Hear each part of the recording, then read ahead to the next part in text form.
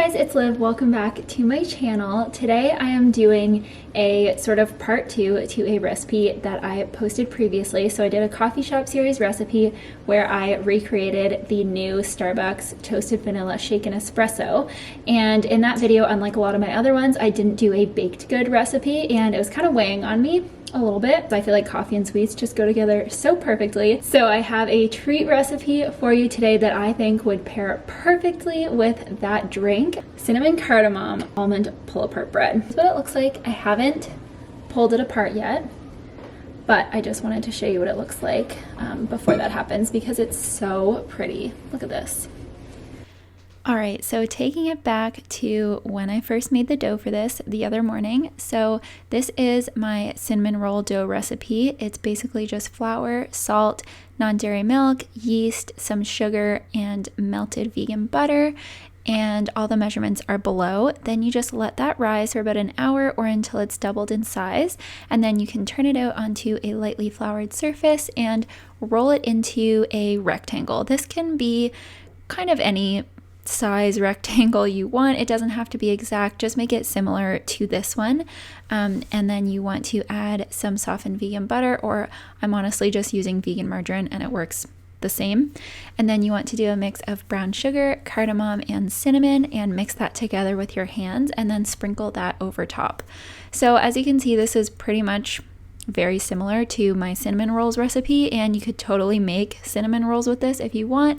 You would just roll it up and slice them. But one day I just kind of decided to take it in a different direction and do a pull-apart bread, and it worked so perfectly. And now I just love switching it up between cinnamon rolls and this type of thing. So you want to spread that out nicely, just kind of in an even layer. And then you're going to slice this into squares. Doesn't have to be perfect, but I did 6 across and then 4 rows down. So I got 24 squares.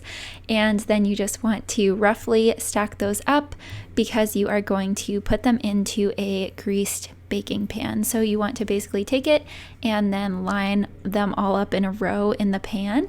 And then it should look like this, and you want to let it rise one more time just so that it fills the pan. So here you can see there's gaps in it. You want it to rise so that it fills the pan. This is called proofing. And then you can add your slivered almonds, or I've also done this with pistachios before. So good.